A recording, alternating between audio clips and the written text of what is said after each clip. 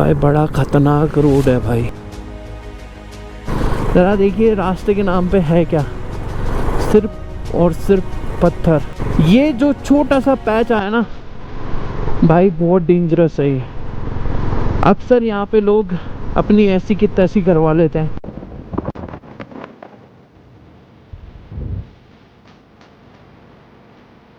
तो गाइस पांग है यहाँ से 15 किलोमीटर और हम दिरबिंग का कोल्ड डेजर्ट पार कर रहे हैं अभी। और होशो हवास उड़ चुके हैं भाई। इतनी ठंडी हवा है, इतनी तूफानी हवा है कि मैं बता नहीं सकता। और सामने जरा ये पहाड़ देखिए आप, इनका कलर देखिए। क्या ये वास्तविक दुनिया से लगते हैं या कोई काल्पनिक दुनिया से लगते हैं? मुझे तो नहीं लग रही ये इस दुनिया के। मतलब क्या है लद्दाख में, क्या क्या देखोगे आप। शेप, कलर, सब कुछ अलग है।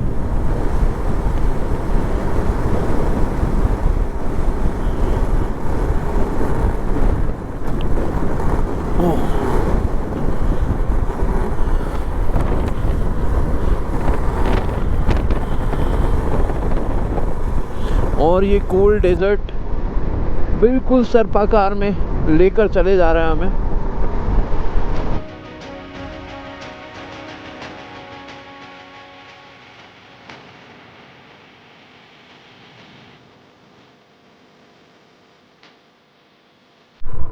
दोस्तों स्पीति वैली की तरह ही एक नया लैंड मैं आप लोगों को लद्दाख में भी दिखा रहा हूँ। और जब हम पांग वैली जाने वाले हैं, पांग पहुँचने वाले हैं, तब हमें ये वैली दिखी है।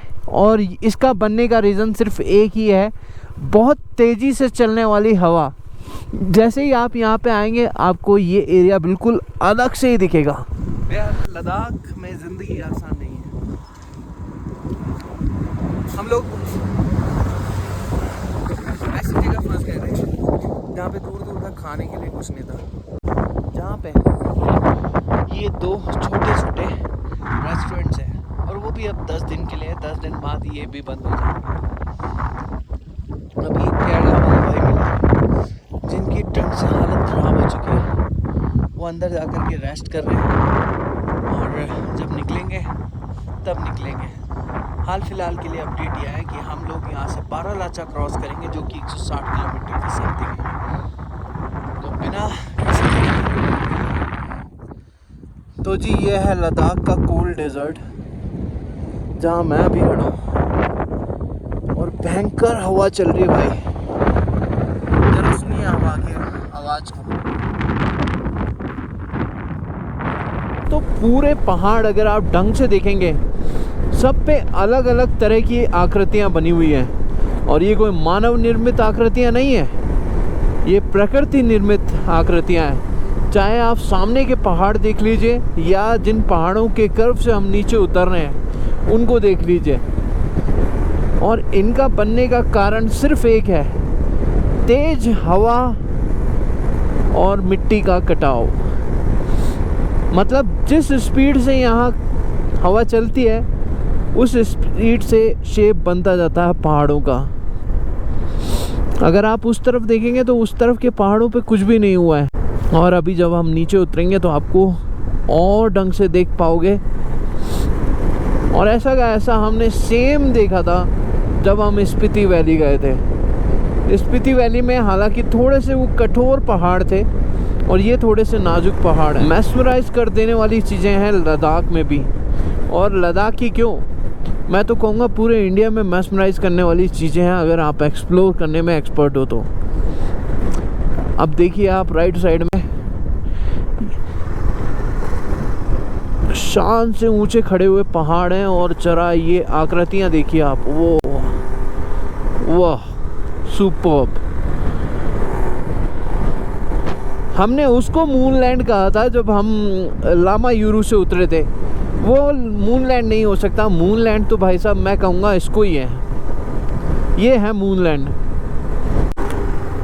ज़रा देखिए आप इस नायाब चीज़ को। हालांकि बहुत लोगों के ये चीज़ समझ नहीं आएगी, बट जो लोग जानते हैं कि ये क्या है वो इसको मानते भी होंगे। भाई इतनी खूबसूरत ये आकृतियाँ उभरी है, और जो कि पूरी रूप से प्राकृतिक है। Mother nature. नीचे आप देख रहे हैं ये आर्मी बेस कैंप है पांग में, और पांग से अब हम बढ़ चलेंगे आगे बारालाचा की तरफ। तो हम घाटी के बिल्कुल नीचे उतर आए हैं, और यहाँ से आप बिल्कुल क्लियरली देख सकते हो जिस रूट को हम जा रहे हैं वो जाता है मनाली के लिए, और हम उतरे हैं अभी पांग वैली के नीचे। और पांग वैली के नीचे ही आपको ये आकृतियाँ दिख जाएगी खूबसूरत।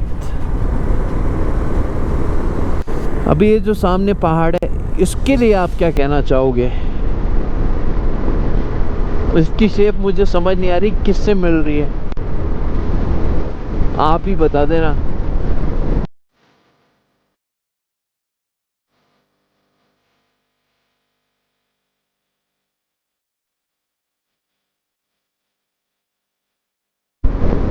लगभग 1:30 बज चुके हैं, और हम लोगों ने अभी लगभग 175 किलोमीटर्स कंप्लीट कर लिए हैं। मगर अभी रास्ता बहुत लंबा है,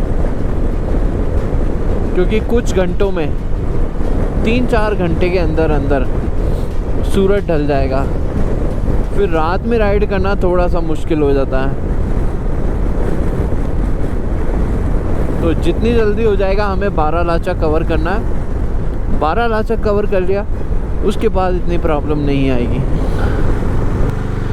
तो जी हम पांग वैली से ऊपर चढ़ रहे हैं, और रास्ता है ही नहीं, रास्ता बिल्कुल ख़त्म हो गया। ट्रैक्शन कंट्रोल अभी बंद किया है, क्योंकि बाइक संभालना ही मुश्किल हो रहा था।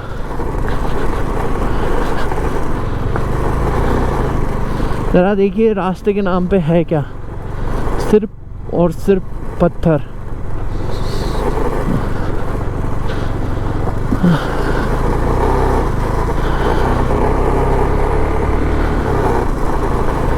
बड़ा मुश्किल होता है ऐसे सरफेस पे बाइक चलाना, और उससे भी ज़्यादा मुश्किल होता है ऐसे सरफेस पे टर्न लेना।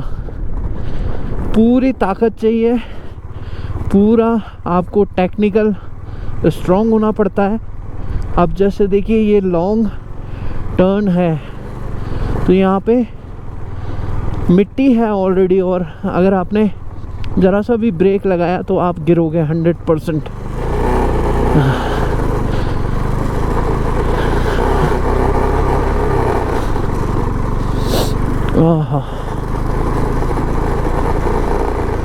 और ऐसे टर्न हर जगह हैं।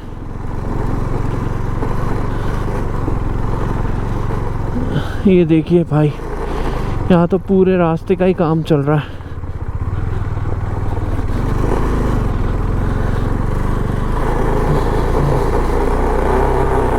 और ऐसी जगह पे आप कुछ नहीं कर सकते।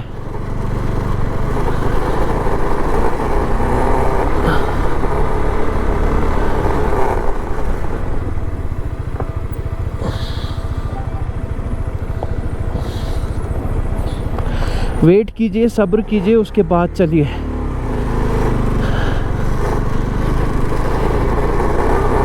मैंने किलार किश्तवाड़ भी किया है, सच पास भी किया है। ये जो छोटा सा पैच आया ना भाई, बहुत डेंजरस है ये। अक्सर यहाँ पे लोग अपनी ऐसी की तैसी करवा लेते हैं, और यहाँ पे गिरने का मतलब है हाथ पांव टूटना, सर फटना, और दूसरा तीसरा कोई ऑप्शन नहीं है आपके पास में।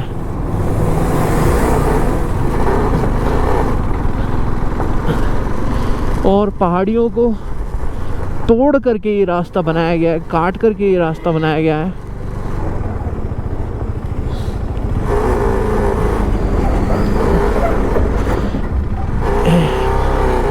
और ट्रक वाले आपको बिल्कुल भी साइड नहीं देते।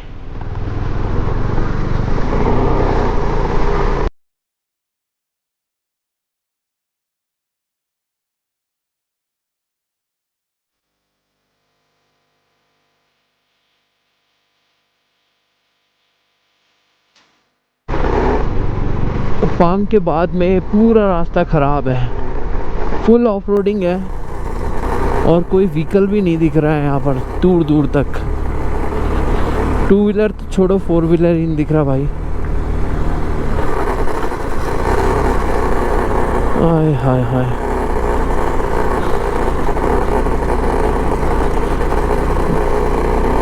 अब देखो बहुत सारे लोग बोलते हैं कि यार लद्दाख में बहुत सारी चीज़ों की कमी है, वो होनी भी है। इतना बड़ा कोल्ड डेजर्ट है ये, लगभग पूरा 95% लद्दाख कोल्ड डेजर्ट ही है। तो जी गाइस, हम नकीला टॉप से सरचू की तरफ उतर रहे हैं, जो कि अराउंड 40 किलोमीटर्स है यहाँ से। अभी नकीला टॉप पे थोड़ी सी हमारी कैजुअलिटी होते होते बच गई। भगवान का शुक्र रहा, कुछ भी नहीं हुआ, अदरवाइज़ तो यहाँ कोई रेस्क्यू करने भी नहीं आता। रोड्स बहुत बम्पी हैं, है ही नहीं रोड्स तो, खैर बड़े बड़े गड्ढे हैं जैसा कि आप देख पा रहे होंगे। और ऐसे में राइड करना थोड़ा सा ज़्यादा ट्रिकी हो जाता है। इसको ऑफ रोडिंग बोले या क्या बोले, समझ से बाहर है। सरचू 40 किलोमीटर्स है यहाँ से।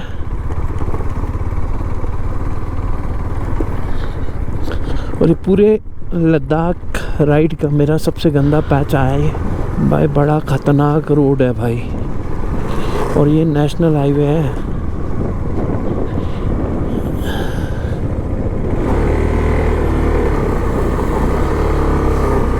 ये नेशनल हाईवे का हाल है। ओहो, अगर आपने ज़रा सी भी चूक करी ना तो आप गए, कोई नहीं बचा सकता। फिर ट्रक्स को साइड देना बहुत ज़रूरी है, और वो भी सही ढंग से। सही ढंग से अगर आपने ट्रक्स को साइड नहीं दिया तो वो आपको देंगे धक्का और हो जाएगा काम।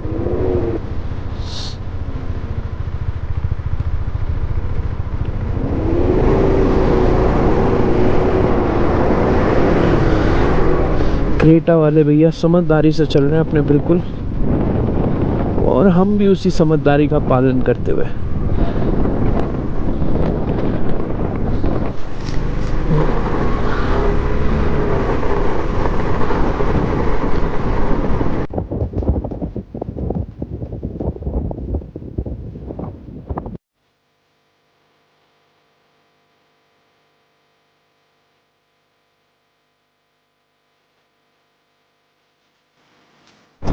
तो जी गाइस, हम लोग पहुंच गए हैं लद्दाख के फेमस गाटा लूप्स पे।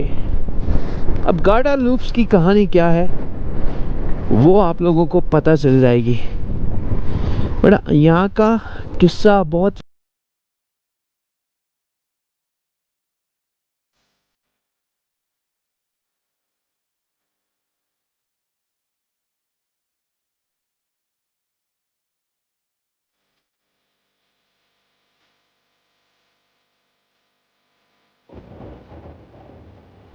हम जा रहे हैं अभी सरचू के लिए, और बीच में आया था पुल, एक आया था विस्की, एक आया था ब्रांडी।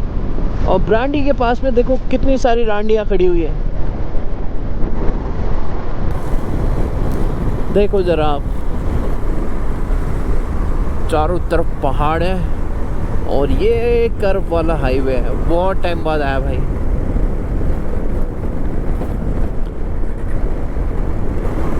कब से सोच रहे थे हाईवे आए, हाईवे आए। टूटा फूटा रास्ता देख करके दिमाग ख़राब हो गया था। अब जाकर के सरचू के पास में ये हाईवे आया है। अब ये हाईवे हमें लेकर जाएगा सरचू, और फिर हम जाएंगे बारालाचा।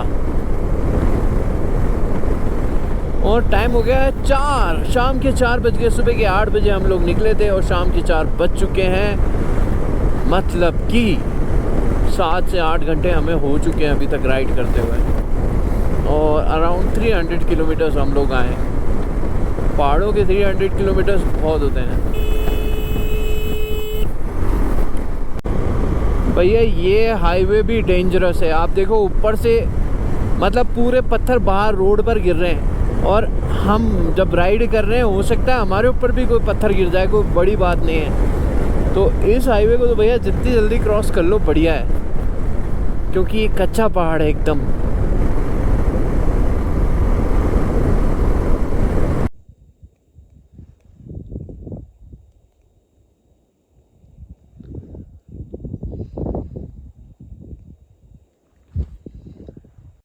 सो गाइस, शाम के 5 बजने वाले हैं और हम लोग सरचू पहुंच चुके हैं और यहाँ से मनाली लगभग 176 किलोमीटर्स है। अब तक का सफ़र रहा बहुत कठिन। बहुत सारे ऐसे पासेस आए जो कि हाई थे और सांस लेने में प्रॉब्लम आ रही थी। सरचू पहुंच के लद्दाख ख़त्म, अब चालू हो गया है हिमाचल। अब हिमाचल में हमारा आज का मूड ये है कि हम लोग जाकर के मनाली रुकेंगे और मनाली जाकर स्टे करेंगे। हमें लगेंगे 3 से 4 घंटे और। चलो रास्ते में मिलते हैं, तब तक के लिए बाय बाय।